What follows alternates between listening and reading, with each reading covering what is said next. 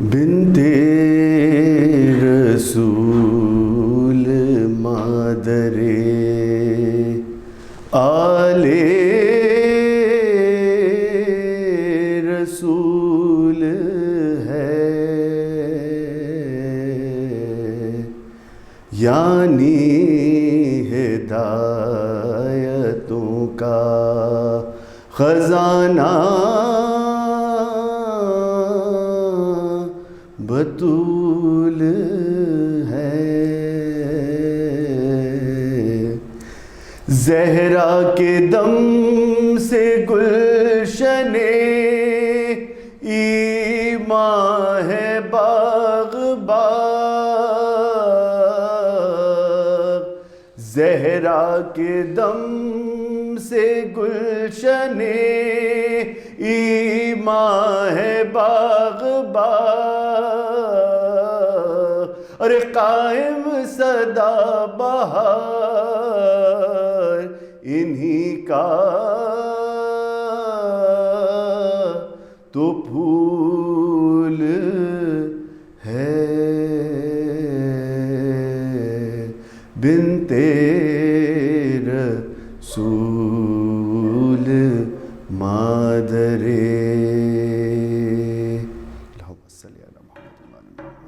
ناظرین السلام علیکم، میں آپ کا میزبان خاور رضا نقوی، جیسے کہ آپ کو معلوم ہے ایام فاطمہ کی خصوصی نشریات کے ساتھ آپ کے حاضر خدمت ہوں۔ قائم ٹی وی کی یہ خصوصی نشریات جو آپ دیکھ رہے ہیں، آج ہمارے ساتھ موجود ہیں مولانا اسد علی زیدی، اور ہم ان کے تہہ دل سے شکر گزار ہیں کہ انہوں نے تھوڑا ٹائم ہماری اس نشریات کے لیے نکالا۔ تو آج جو ہمارا موضوع ہے عظمت قرآن اور تعظیم جناب سیدہ، اس موضوع کے اوپر ہم آج کچھ چند سوال مولانا صاحب سے کریں گے اپنے ناظرین کے لیے، اور آئیے ان کی طرف چلتے ہیں اور ان سے کچھ سوال کرتے ہیں اس موضوع پر۔ جی السلام علیکم قبلہ۔ وعلیکم السلام ورحمۃ اللہ۔ قبلہ، جیسے آج ہمارا موضوع ہے عظمت قرآن اور تعظیم سیدہ، تو میرا آپ سے کچھ سوال ہوں گے اپنے ناظرین کے لیے کہ جیسے ہم سنتے ہیں، بیشتر ہم نے مجالس میں سنا جناب سیدہ کی عظمت کے بارے میں، اور ہم سنتے رہے کہ جناب سیدہ جب تشریف لاتی تو رسول خدا اپنی جگہ سے کھڑے ہو جاتے تھے ان کی تعظیم کے لیے، اور اپنی مقام پر بھی بٹھاتے تھے۔ تو یہ تو بات رسول خدا نے ہمیں ان کی عزت تعظیم کرنا بتایا، تو جناب سیدہ کا جو عظمت ہے تو پروردگار کے نزدیک ان کی کیا عظمت ہے، اس کے بارے میں تھوڑی سی ہمارے ناظرین کے لیے آپ کچھ بتائیں۔ اعوذ باللہ من الشیطان اللعین الرجیم، بسم اللہ الرحمن الرحیم۔ دیکھیے، یہ دن ایسے دن ہے کہ عظمت سیدہ کا اجاگر کیا جانا بہت ضروری ہے، اور زمانے کو یہ سمجھنا بہت ضروری ہے کہ یہ مصطفیٰ جو ہیں، مصطفیٰ کا عمل کیا ہے، سرکار دو عالم کا عمل کیا ہے۔ دیکھیے، اگر تو بیٹی کی تعظیم کرنا اسی طرح واجب ہوتا اور سیدہ کا بطور بیٹی تعظیم کر رہے ہوتے سرکار دو عالم، تو مجھ پر، آپ پر اور کائنات کے ہر مسلمان پر، ہر کلمہ گو پر اسی طرح بیٹی کی تعظیم کرنا واجب ہوتا۔ لیکن چونکہ نہیں ہے، سنت نہیں ہے، اس کا مطلب یہ ہے کہ باپ کی حیثیت سے تعظیم نہیں ہو رہی، کیونکہ قرآن کہتا ہے کہ محمد تم میں سے کسی کے باپ نہیں، یہ تو بس ہمارا رسول ہے۔ تو اس کا مطلب ہے کہ یہ مصطفیٰ تعظیم نہیں کر رہے، یہ رسالت تعظیم کر رہے ہیں۔ سبحان اللہ۔ پھر نبی کا یہ کہنا کہ سیدہ میرے دل کا ٹکڑا ہیں، سیدہ بذات ہیں، سیدہ میرا دل ہیں، میرے دونوں پہلوؤں کے درمیان جو روح ہے وہ فاطمہ ہے، اور یہ کوئی ایسا واقعہ نہیں ہے کہ یہ صرف علماء تشیع نے حدیث لکھی، مقتدر علماء اہل سنت نے، جن میں 1 درجن سے زیادہ علماء موجود ہیں، قدماء میں بھی اور دور حاضر کے علماء میں بھی، انہوں نے باقاعدہ اس پہ کتابیں لکھی کہ عظمت سیدہ میں سرکار دو عالم نے کیا ارشاد فرمایا۔ دیکھیے، پہلے ذات مصطفیٰ کو سمجھنا ضروری ہے کہ قرآن نے کیا اٹیسٹیشن دی ہے ذات مصطفیٰ کے لیے۔ اگر سرکار دو عالم بول رہے ہیں تو یہ جذباتی گفتگو نہیں ہے۔ میں اور آپ تو جذباتی گفتگو اپنے رشتہ داروں کے لیے، بہن بھائیوں کے لیے، ماں باپ کے لیے، اولاد کے لیے کر سکتے ہیں، لیکن نبی کو یہ زیب ہی نہیں دیتا کہ وہ کوئی جذباتی گفتگو کرے یا محبت کے جذبات میں اس کو حائل ہو کے یا ان میں بہہ کے کوئی ایسی بات کرے جو خلاف عقل بھی ہو، جس میں مبالغہ آرائی ہو، کیونکہ ہم اور آپ تو مبالغہ آرائی محبت میں کر سکتے ہیں، غصے میں کر سکتے ہیں، نفرت میں کر سکتے ہیں، اور دیگر جذبات سے متاثر ہوتے ہوئے کوئی ایسی گفتگو کر سکتے ہیں جو حقیقت پہ مبنی نہ ہو، لیکن سرکار جب گفتگو کرتے ہیں تو پہرا لگا ہوا ہے وما ینطق عن الہویٰ، بے شک بے شک، یہ بولتا ہی نہیں، بس وہی بولتا ہے جو وہی بولتی ہے۔ اس کا مطلب ہے سرکار دو عالم اگر بذات رسالت کہہ رہے ہیں تو اس کا مطلب ہے کہ رسالت کا ٹکڑا اب مصطفیٰ نہیں کہہ رہے، پروردگار کہلوا رہا ہے کہ یہ نسیم امروی صاحب کا بڑا مشہور مصرع ہے، ابھی آپ شعر پڑھ رہے تھے، شریک کار رسالت ہے فاطمہ۔ تو اس کا مطلب ہے کہ ذات مصطفیٰ کا جز ہے، ذات مصطفیٰ کا حصہ ہے، شریک کار مصطفیٰ بھی۔ دوسرا صرف نبی کے فرمان پہ یا نبی کی زبان پہ پہرا نہیں ہے، نبی کے عمل پہ بھی پہرا ہے، اور وہ کیا ہے؟ جس وقت جنگ کے وقت مصطفیٰ نے کنکر پھینکے سرکار دو عالم نے، تو قرآن یہ کہتا ہے کہ وما رمیت اذ رمیت ولکن اللہ رما، یہ کنکر آپ نے نہیں پھینکے، یہ تو اللہ نے پھینکے۔ واہ سبحان اللہ۔ یہ لوگ جب بیعت رضوان ہوئی اور بہت سے صحابہ نے مصطفیٰ کے ہاتھ پہ بیعت کی، سرکار دو عالم کے ہاتھ پہ بیعت کی، تو اس وقت یہ آیت آ گئی کہ جنہوں نے آپ کی بیعت کی ہے انما یبایعون اللہ، انہوں نے اللہ کی بیعت کی ہے، یہ آپ کے ہاتھوں پہ بیعت نہیں ہے۔ اس کا مطلب ہے، اب ظاہر ہے کہ نبی کا ہاتھ اللہ کا ہاتھ ان معنوں میں ہے کہ نبی ہیں اس کی حجت، تو جو ان کے ہاتھ پہ بیعت کر رہا ہے وہ اس کے ہاتھ پہ بیعت کر رہا ہے۔ اس کا مطلب ہے نہ مصطفیٰ کا عمل اپنی طرف سے ہوتا ہے، نہ مصطفیٰ کا فعل اپنی طرف سے ہوتا ہے، نہ مصطفیٰ کا قول اپنی طرف سے ہوتا ہے، یعنی یہ حجت الہیہ کا قول ہے، حجت الہیہ کا فعل ہے۔ اگر نبی سیدہ کی تعظیم کے لیے اٹھ رہے ہیں تو یہ نبی نہیں اٹھ رہے بطور باپ، یہ رسالت کھڑی ہو رہی ہے۔ اگر مدح سیدہ میں کچھ کہہ رہے ہیں تو یہ نبی نہیں کہہ رہے، یہ رسالت کہہ رہی ہے اور اللہ کے حکم سے کہہ رہی ہے، اور حکم واضح ہے۔ تبھی تو رسول نے فرمایا، اور طرفین کی کتابوں میں یہ حدیث موجود ہے کہ اللہ ان کے غضب سے غضبناک ہوتا ہے، یعنی سیدہ کے، اور ان کی خوشنودی سے راضی ہوتا ہے، اس سے وہ راضی ہے جس سے یہ راضی ہے۔ اب یہ بات مصطفیٰ اپنی جانب سے نہیں کہہ سکتے، کیوں؟ بیچ میں رضائے خداوندی کی بات ہے، اور اللہ اپنی مرضی سے ہی کہلوائے گا کہ وہ کس سے راضی ہے، یعنی تو اس نے مشروط کر دیا اپنی رضا کو سیدہ کی رضا کے ساتھ، وہ اسی سے راضی ہے جس سے شہزادی راضی ہیں، اور وہ اسی پر غضبناک ہے جس پہ سیدہ غضبناک ہے۔ اور یہ زمانہ جا کے کتابوں میں اور تاریخ میں تلاش کرے کہ سیدہ کس سے راضی ہیں اور سیدہ کس پہ غضبناک ہے۔ تو نبی کا کھڑے ہو جانا، نبی کا تعظیم کرنا، یہ خود مشیت الہی کے عین مطابق ہے، اللہ کی مرضی کے عین مطابق ہے۔ رہی بات، یہ تو میں نے یوں یہ بات اپنے سننے والوں تک پہنچا دی کہ کوئی یہ نہ سمجھے کہ باپ تعظیم کر رہا ہے۔ مصطفیٰ کا تعظیم کرنا یہ بھی اللہ کے حکم سے، اللہ کی حکم کی پیروی ہے، اللہ کی مشیت کے عین مطابق ہے، عین شریعت ہے۔ اب رہی بات جو آپ نے سوال کیا کہ پروردگار کے نزدیک عظمت سیدہ کیا ہے، تو دیکھیے میں نے کسی مقام پہ اسی ٹرانسمیشن میں رمضان میں یہ عرض کیا تھا کہ قرآن میں اہل بیت کے نام نہیں ہیں، بے شک، کیونکہ نام کے بدلے نام لائے جا سکتے ہیں۔ صفات موجود ہیں کیونکہ صفت کوئی اپنے اندر خود سے پیدا نہیں کر سکتا، صفت کسی سے چھینی نہیں جا سکتی۔ میں نے اگر آپ سے صفت چھینی، اگر آپ نمازی ہیں اور میں اپنا نام نمازی رکھ لوں اور نماز نہیں پڑھتا تو میرے پاس کچھ آئے گا نہیں اور آپ کے پاس سے کچھ جائے گا نہیں۔ اس کا مطلب ہے کہ کوئی اپنے آپ کو بہادر کہتا رہے، بے شک، ڈرپوک انسان، بزدل انسان بہادر نہیں ہو جائے گا نام رکھ لینے۔ اس کا مطلب ہے صفت نہیں چھینی جا سکتی، اسی لیے اللہ نے قرآن میں صفتیں بیان کی ہیں۔ تو صفت بیان کرنے کا مقصد یہ ہے کہ صفت ہم نے بتا دی اور شخصیت تم خود تلاش کر لو۔ سبحان اللہ۔ تو آیت رکھی ہوئی ہے، اور قرآن فہمی کا ذوق رکھنے والوں کو اس طرح قرآن پڑھنا چاہیے اور یہ اشارے تلاش کرنے چاہیے کہ عظمت سیدہ یا عظمت اہل بیت قرآن میں کہاں ہے۔ سورہ مبارکہ بقرہ میں ارشاد ہے کہ الذین آتینہم الکتاب یتلونہ حق تلاوتہ اولئک یؤمنون بہ، وہ لوگ جنہیں ہم نے کتاب عطا کی ہے۔ اب یہ کتنا واضح اشارہ ہے کہ ہم نے کتاب عطا کی ہے، انہوں نے پڑھی نہیں ہے، سیکھی نہیں ہے، مصطفیٰ سے سنی نہیں ہے، انہیں عطا کی گئی ہے، بے شک بے شک، اور یہی لوگ حق تلاوت ادا کرتے ہیں۔ اور قرآن اپنا اعجاز یہ بتا رہا ہے کہ اگر قرآن پڑھا جائے تو مردے بولنے لگیں، سورہ مبارکہ رات میں یہ کہہ رہا ہے پہاڑ چلنے لگیں اور مسافتیں سمٹ آئیں۔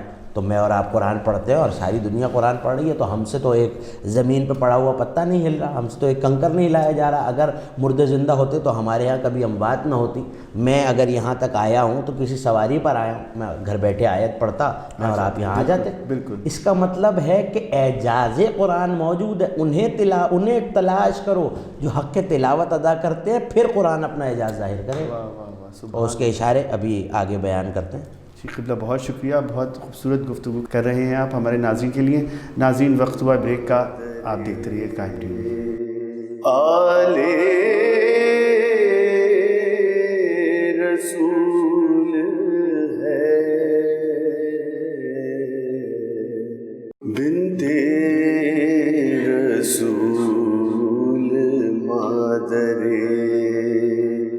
جی ناظرین، بریک سے پہلے ہماری اعجاز قرآن پر گفتگو چل رہی تھی مولانا صاحب سے، تو آئیے چلتے ہیں ان سے اور اس بارے میں کچھ اور تھوڑا سا معلوم۔ جی قبلہ اعجاز قرآن کے بارے میں آپ تھوڑا سا بتا رہے تھے۔ دیکھیے میں یہ عرض کر رہا تھا کہ قرآن کا اعجاز وقفے سے پہلے کہ اعجاز یہ ہے کہ اگر یہ مردوں پہ پڑھا جائے، اور خود قرآن یہ کہہ رہا ہے کہ اگر یہ مردوں پہ پڑھا جائے تو وہ بولنے لگ جائے، بالکل، اور اگر پہاڑوں پہ پڑھا جائے تو وہ اپنی جگہ سے چلنے لگیں، اپنے مقام کو چھوڑ کے آگے بڑھ جائیں، اور میلوں کی لمبی لمبی مسافتیں چشم زدن میں سمٹ آئیں۔ تو میں اور آپ، میں نے جیسے عرض کیا کہ ہم یہاں آئیں سواری پہ آئیں، اور اگر ہم یہ گلاس یہاں رکھا ہوا ہے، میں آیت پڑھوں اور یہ یہاں سے آپ کے پاس آ جائے تو یہ تو ممکن نہیں ہے، لیکن قرآن اگر کہہ رہا ہے کہ یہ اعجاز ہے تو پھر یقیناً ہم پہ اور آپ پہ ماننا، اور قرآن کے پڑھنے والے ہر شخص جو کہ کلمہ گو ہے اس پہ ماننا واجب ہے کہ وہ یہ مانے کہ قرآن اپنے اندر، کیونکہ کلمات الہی ہیں اور یہ اپنے اندر یہ اعجاز پنہا رکھتے ہیں، مگر اس اعجاز کو اجاگر کرنے والا، ظاہر کرنے والا کوئی ہونا چاہیے، تو یہ وہی کرے گا جس نے قرآن پڑھا نہیں ہے، جسے قرآن عطا کیا گیا ہے۔ اب ظاہر ہے کہ اس کا جواب کہاں تلاش کریں، تو وہ خود قرآن جواب دے رہا ہے سورہ مبارکہ فاطر میں، 35واں سورہ ہے کلام مجید کا، اسی میں ارشاد ہے ثم اورثنا الکتاب الذی اصطفینا من عبادنا، ہم نے اس کتاب کا وارث ان لوگوں کو بنایا ہے جنہیں ہم نے اپنے بندوں میں سے مصطفیٰ کر لیا ہے، یعنی کہ چن لیا ہے۔ تو اب اشارہ کیا ہے یہاں، میں نے کہا نا کہ اشاروں کو دیکھیے، تو اشارہ کیا ہے کہ قرآن کا اعجاز یہ ہے کہ مردے بھی بولیں، پہاڑ بھی چلیں اور مسافتیں بھی سمٹ آئیں۔ تو اب جب سمٹ آنی چاہیے تو وہی لوگ جو حق تلاوت ادا کرتے ہیں انہیں تلاش کریں۔ ان کی نشانی کیا ہے؟ نشانی یہ ہے کہ وہ مصطفیٰ ہیں، وہ اللہ کے چنے ہوئے بندے ہیں اور وہی کتاب کے وارث ہیں۔ یہ بات قرآن نے یہاں اسٹیبلش کر دی، مگر اب سوال یہ ہے کہ کیا ہم اپنی رائے سے مصطفیٰ تلاش کریں گے یا قرآن ہی سے پوچھیں گے کہ مصطفیٰ کیا ہے؟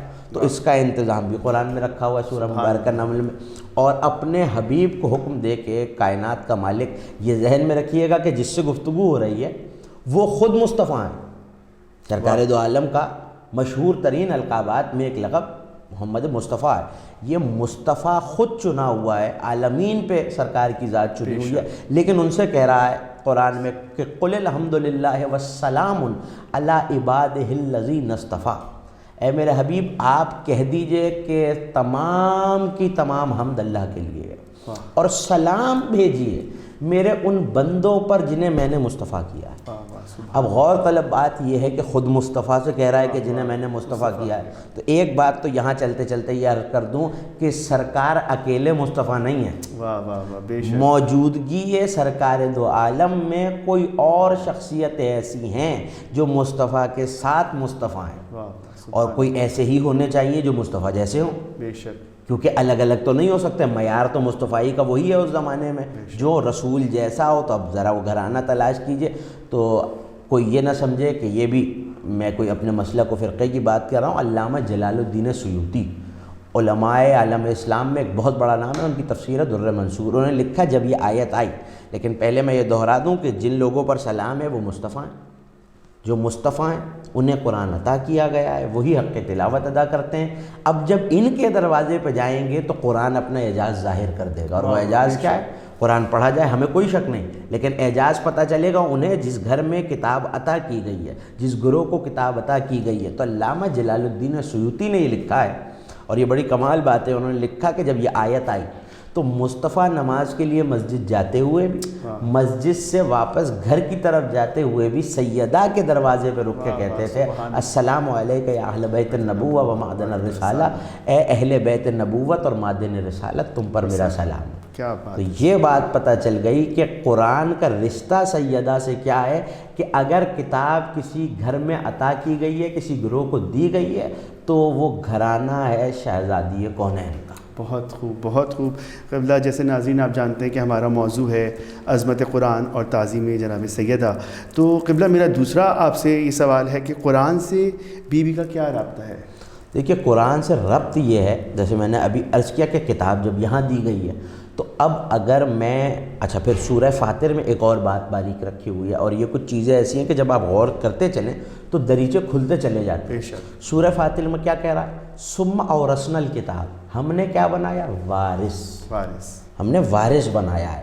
تو ایک بات یہاں اللہ نے بتا دی۔ اچھا اور باریکی یہ کہ فاتر سورہ کا نام ہے سورہ فاتر، اور اب جا کے شیعہ سنی کتابوں میں دیکھیے کہ جناب فاطمہ کا نام پنجتن کے نام اللہ نے اپنے ناموں سے رکھے ہیں، اور یہ دعائیں مشہور ہیں کہ پالنے والے تو محمود ہے، یہ محمد ہے، تو علی الاعلیٰ ہے، یہ علی ابن ابی طالب ہے۔ اسی طرح جب سیدہ کے نام پہ آئیں گے تو یہ جملے کتابوں میں حدیثوں میں موجود ہے کہ تو فاطر السماوات ہے اور یہ فاطمہ ہے، تو اللہ نے رکھا بھی اسے سورہ فاتر میں تاکہ لوگوں کو پتہ چلے، اور لفظ استعمال کیا ثم اورثنا، ہم نے پھر وارث بنایا۔